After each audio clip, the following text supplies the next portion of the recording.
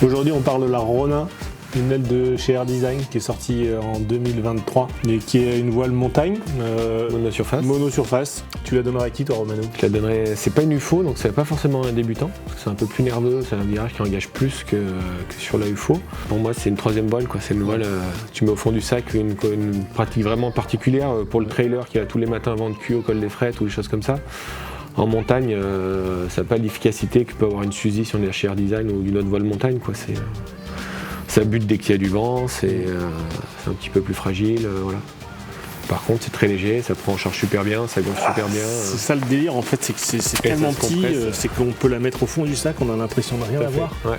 Et on a un parapente qui permet de courir en montagne facilement et de redescendre facilement. Mais par contre, pour redescendre, il ne faut pas qu'il y ait du vent. Non, et les endroits où j'irais pas avec ça, quoi. Mais ça peut être bien aussi pour faire du gonflage, pour jouer. Tu vois, soit des enfants, soit quelqu'un qui n'est pas du tout puissant, a envie de faire un peu de gonflage en troisième voile quand il y a des conditions qui ne sont pas fortes en vent.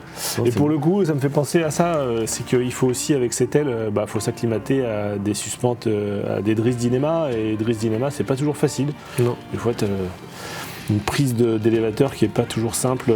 Alors, on n'a pas besoin des avants, hein, ça c'est sûr, mais au niveau du gonflage, des fois, le tour de frein, il est vite venu, si on fait pas gaffe, là, ça peut s'entourer autour du truc, donc il faut se méfier, quoi.